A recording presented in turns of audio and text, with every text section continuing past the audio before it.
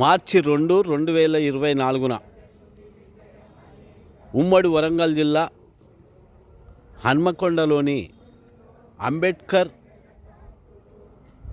Committee హాల్లో ABMS అమరుల బంధుమిత్రుల సంఘం నిర్వహించిన విప్లవకారులపైన నిషేధాన్ని ఎత్తివేయండి అనే ప్రోగ్రాంలో వివిధ పార్టీల ప్రజా సంఘాలు, కార్యకర్తలు, నాయకులు మాట్లాడుతూ రాజ్యం ప్రజా నాయకులపైన, ప్రజా సంఘాలపైన, ప్రజా సంఘాల కార్యకర్తలపైన పెడుతున్న ఉపా లాంటి నల్ల చట్టాలను వెంటనే ఎత్తివేయాలంటూ మాట్లాడారు. అదేవిధంగా మేధావులను జైల్లో కుక్కిన ఈ కేంద్ర ప్రభుత్వాన్ని ఎండగడుతూ ఫాసిజాన్ని ఎత్తి చూపారు. ఈ ఫాసిజాన్ని నశింపజేయాలంటే ప్రజలు, ప్రజాస్వామికవాదులు ఐక్యంగా ఉండి కొట్లాడవలసిన అవసరం ఎంతైనా ఉన్నది అన్నారు. అదేవిధంగా జన్ను చిన్నాల తోబుట్టు అయిన శాంతక్క మాట్లాడుతూ ఒక తల్లిని పోగొట్టుకున్న తన హృదయం ఘోషిస్తున్న విధానాలను, అనుభవాలను వివరిస్తుంటే సభికులు కంటతడి పెట్టుకున్నారు. ఈ సందర్భంగా తన బిడ్డకు కనీసం ముద్దు పెట్టుకునేటట్టు కూడా లేకుండా ఒక భారతక్క అయితేంది, ఇంకో అక్క అయితేంది, ఎవరైనా ఈ రాజ్యం హత్య ఎంత కిరాతకంగా చేస్తుందంటే ఒళ్ళు గగురులు పొచ్చేటట్టుగా, మనిషి భయపడేటట్టుగా చేస్తున్న ఈ హత్యాకాండాన్ని ఖండించాలని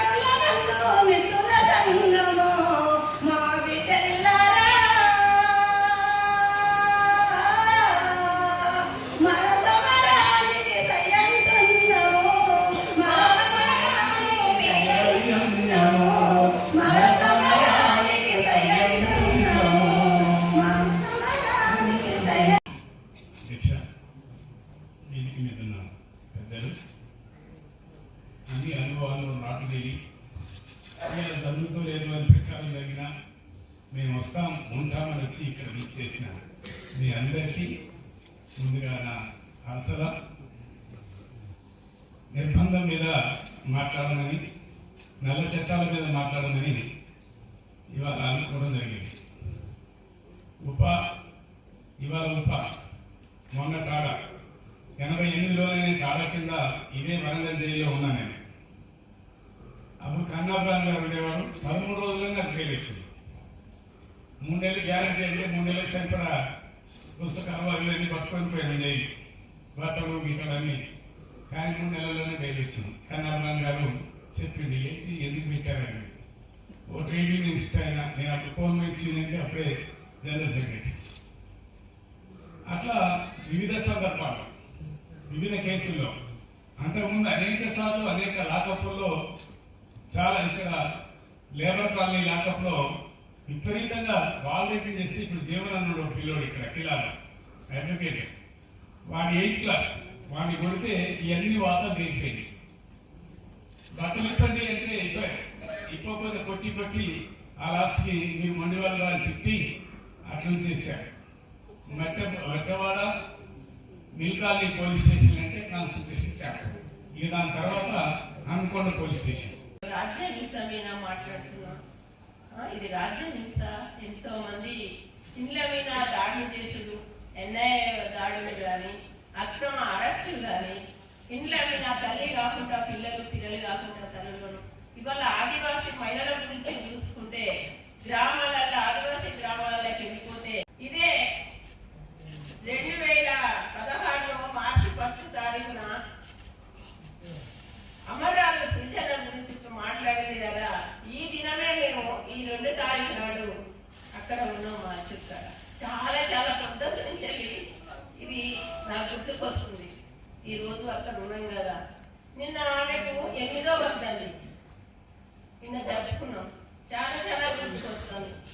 నేను సంఘమైనందుకు, అమరుడికి నిలబడలేనందుకు, నేను సంఘంలో పనిచేసినందుకు నిజంగా నా బిడ్డను నోట్ల దుపాలు పెట్టుకోవాలి.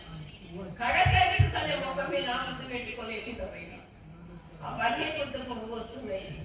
ఇవాళ మన తారక ఇదే బాకక్క కాళ్ళపల్లిలో ఒకసారి కుటుంబాన్ని కలుద్దామని అక్కడ ఉన్న వాళ్ళంటారు బర్ల మందలో పడొచ్చిందంట.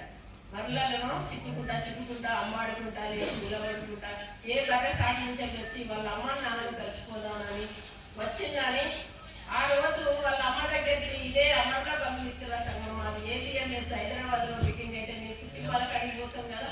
పోయినప్పుడు మంచాల పండుకున్న అమ్మని లేదే బిడ్డ నా అల్లుడు చచ్చిపోయాడు, నా మనమడు అడే పోయాడు, మరి ఎట్లా నా బిడ్డ ఎట్లా బిడ్డ ఎక్కడ చూసినామా అని అనుకుంది. నిజానికి రోజు నేను ఒక ఆమె తీసుకుపోతే ఇంటికి పోయినప్పుడు అమ్మ కల్లాపడే అమ్మ దగ్గర కూర్చున్నప్పుడు అమ్మ మాట్లాడుతుంది. ఒక్కసారి నా బిడ్డ రాత్రి వచ్చి బర్ల సాటికి వెళ్ళి బర్ల మందలో వచ్చి మళ్ళీ వేపులో జాగానే బర్రెలు ఎప్పుడు పోతాయో బిడ్డ మరి అప్పుడే వెళ్ళిపోయింది. నా బిడ్డను తిరిగి ఒక్కసారి చూడలేదు, మీకేమన్నా తెలిస్తే మీరు చెప్తారా నా బిడ్డ కలిగింది. ఇదే సారక్కడు వాళ్ళమ్మ. మనకి ఏం తెలియదు, ఏం చూపిస్తాం అనేది చాలా బాధ. అది ఒక్కటే కాదు, ధనసారి సారక్క ఆమె ఇక్కడ మీటింగ్కి వచ్చింది. విరసం మాసభకు మాతో వచ్చి 2 రోజులు ఇక్కడే ఉన్నది ఇదే హాల్లో. మళ్ళీ 3వ సంవత్సరం వస్తే 3 సంవత్సరాల వరకు కొట్టేటోళ్ళ అమరురాలయ్య అని తెలిసింది సారక్క ఆలయ సమిత. అది కాకుండా వాళ్ళ బిడ్డల కన్నా తల్లి చదువుకు చక్కగా దొరుకుతుంది. బిడ్డ బయటికి వెళ్ళి బిడ్డ ఎట్లొస్తుంది ఏం కదా అని తల్లి చూస్తుంది. కానీ పిల్లకున్న ఆలోచనలు తల్లికి తెలియదు, కొడుకున్న ఆలోచనలు తల్లికి తెలియదు, తల్లికి తెలియదు, తోబుట్టిన అన్నదమ్మలతో తెలియదు. పిల్లలు వెళ్ళాక ఈ రాజ్యం ఎంత హింసిస్తుంది, ఎంత కట్టేసి కొడుతూ అంటారు, ఎంత ఇబ్బంది పెట్టరు. ఎవరు మీకు తెలుసు, ఎవరు వచ్చిండ్రు, ఎవరి దగ్గరికి మీరు పంపిండ్రు. ఇదే నా ఆలోచన చెప్తున్నాను. నేను నీ బిడ్డను ఎక్కడికి పంపినావు అని వేరే వాళ్ళ పేరు కట్టుకుంటూ నన్ను చిత్రహింసలు పెట్టిన రోజులు ఉన్నాయి. ఈ ఆళ్ళ కూర్చున్నప్పుడు ప్రతి ఒక్క మహిళ గురించి మాట్లాడుతుంటే అవి నాకు గుర్తొస్తున్నాయి. ఈ రోజున సుందర గురించి ఇప్పుడు మన సారు గణవరం సార్